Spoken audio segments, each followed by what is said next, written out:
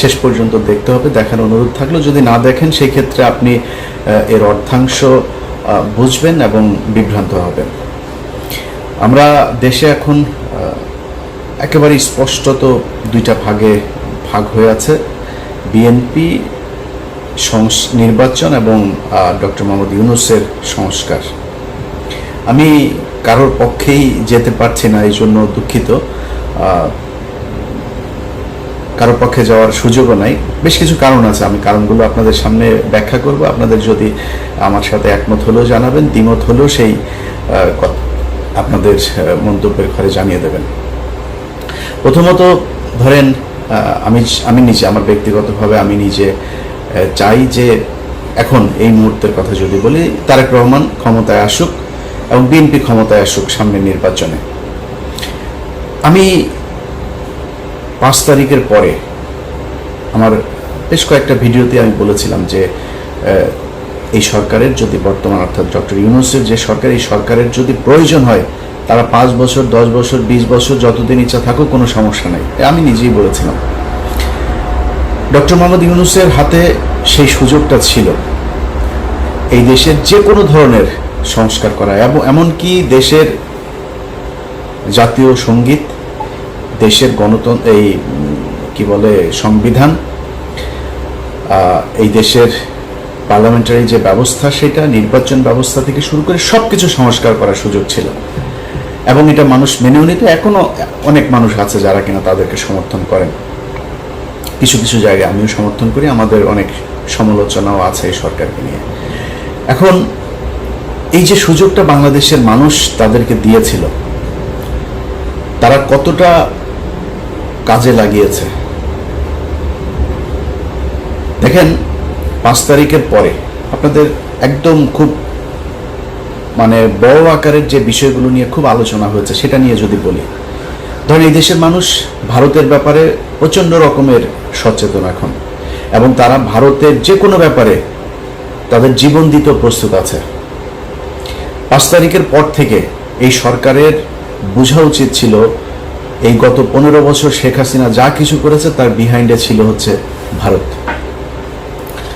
তারা আমাদের ট্রান্সশিপমেন্ট বাতিল করেছে, আবার ট্রানজিট বাতিল করেছে।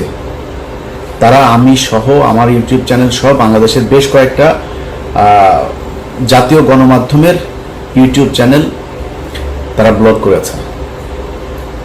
আমরা তাদের চ্যানেলগুলো এখন পর্যন্ত বন্ধ করতে পেরেছি।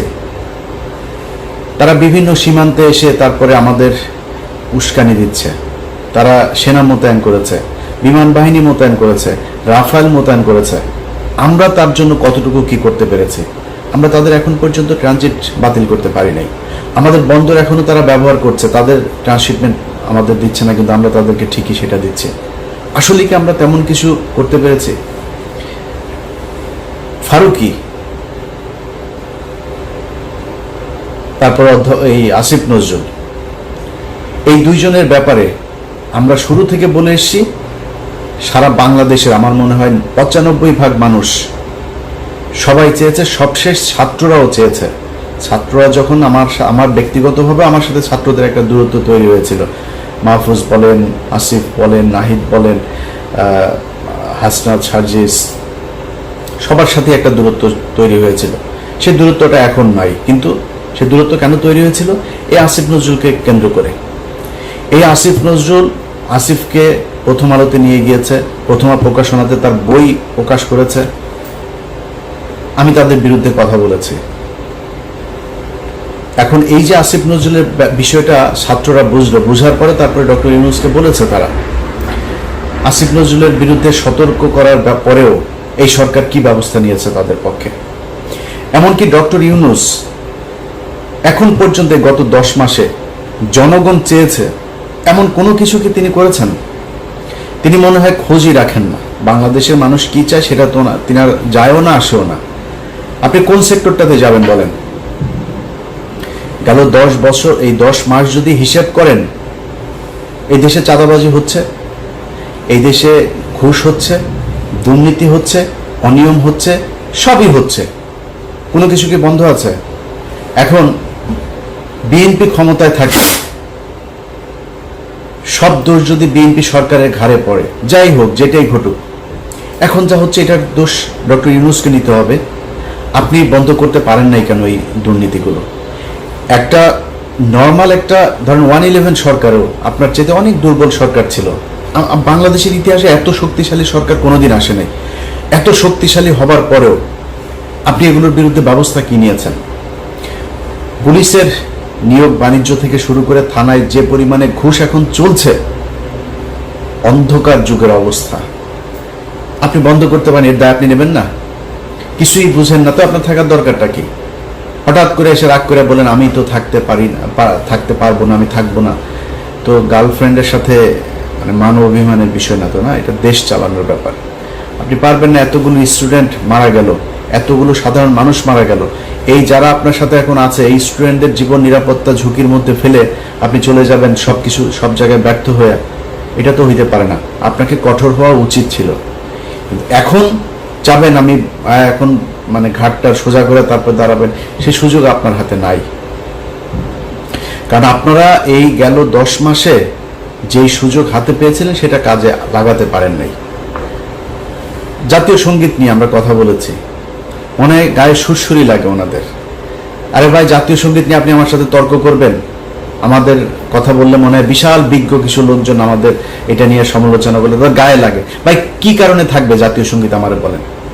জাতীয় সঙ্গীত আমার দেশের নাগরিকের লেখা না। জাতীয় সঙ্গীতটা আমার দেশকে উদ্দেশ্য করে লেখা না। এটা 1905 সালে বঙ্গভঙ্গ রদের সময়। বঙ্গভঙ্গ কি?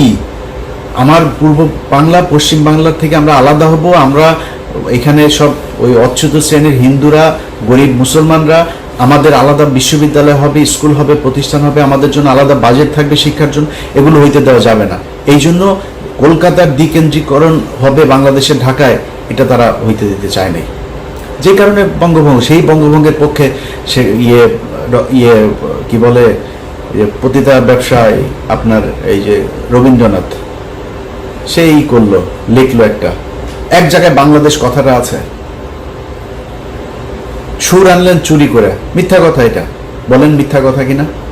তো চুরি করা অন্য দেশের এক নাগরিক যে বাংলাদেশকে ভালোবাসে না, বাংলাদেশের বিরুদ্ধে যে কাজ করেছে এমন একজন মানুষের একটা গানকে আপনি রবীন্দ্রনাথের এই জাতীয় সঙ্গীত বানায় ফেললেন। এটার বিরুদ্ধে কথা বললে সমস্যা আছে নাকি? গায়েই লাগে নাই। আপনি করেছেন কি? ভারতের ব্যাপারে আপনি কি করেছেন আমারে বলেন?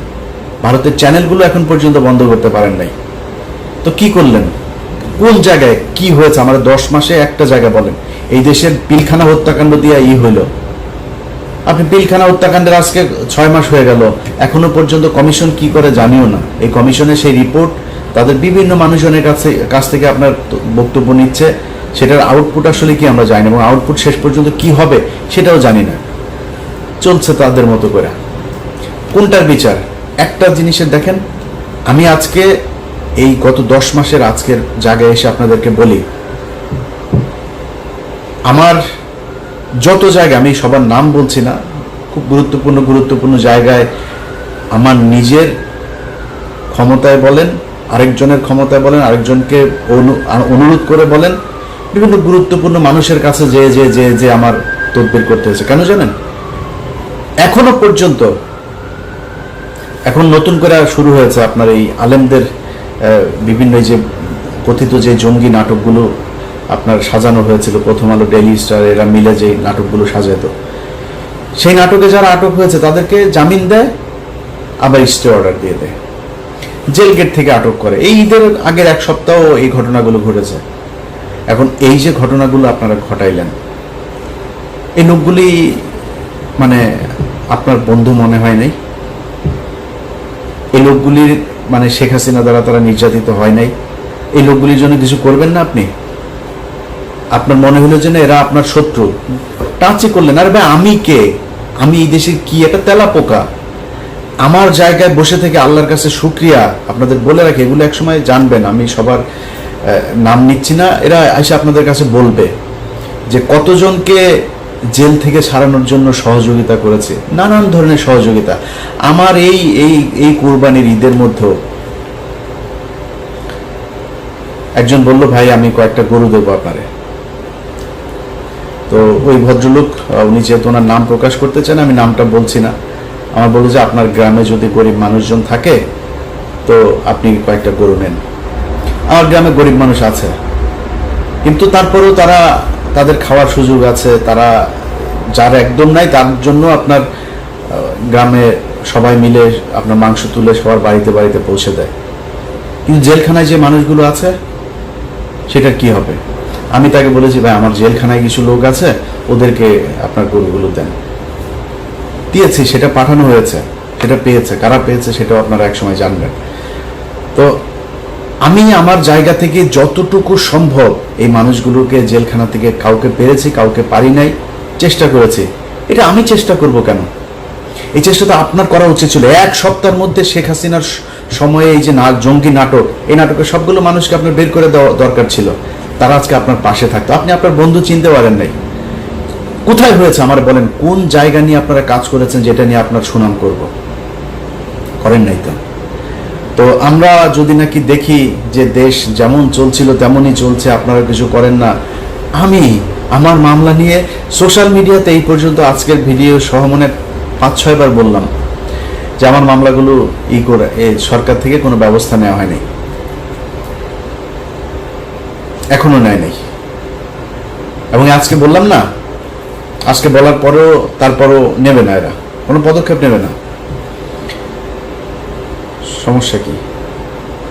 আমার মামলা শেষ হলে আপনার যা বলবো, ভাই আমার উপদেশটা বানান, আপনার মনে হয় সেটা করতাম না তো। কিন্তু আপনি আমাদের এই মামলাগুলো সরেন, কোনো কাজ করেন না আমাদেরকে নিয়ে।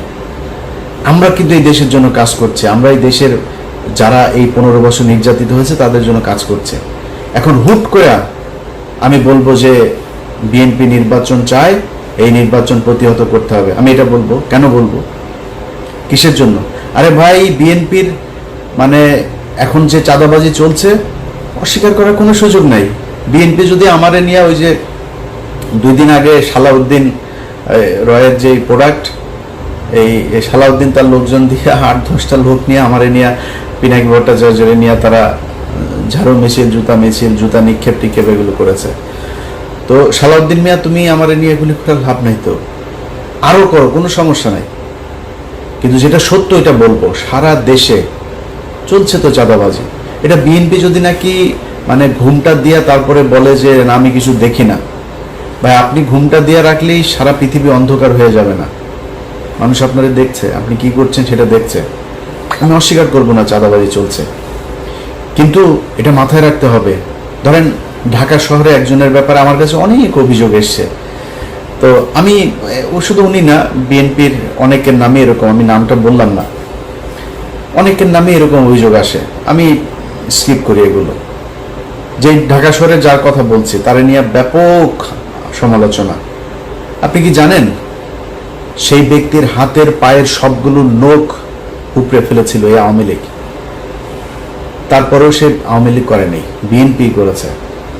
নারায়ণগঞ্জের একজনকে দেখেন না, এই যে জাকির খান, দেখে এখন মনে হয় বোধহয় অ্যাবনর্মাল চলাফেরা করছে। জিজ্ঞেস করেন তার কত অত্যাচার তার উপর দিয়ে গিয়েছেন।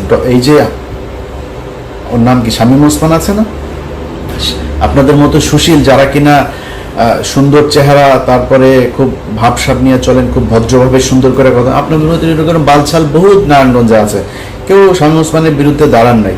এই জাকির খান কিন্তু দাঁড়িয়েছিল। আজকে তাকে দেখছেন, ভাই 5 তারিখ না আসলে সে জীবনে কোনদিন জেল থেকে বের হইতে পারবে কিনা এটা জানে না। তো এই যে একটা মানে যে কষ্টের জীবন সে পার করে এসছে জেলখানায়, সে যে বেঁচে আছে এটাই তো অনেক কিছু। অনেকের মানসিক সমস্যা হয়ে গেছে। এই যে ইয়ের সাথে আমি বেশ কয়েকবার কথা বলেছি, ওর নাম কি, ফারাবি।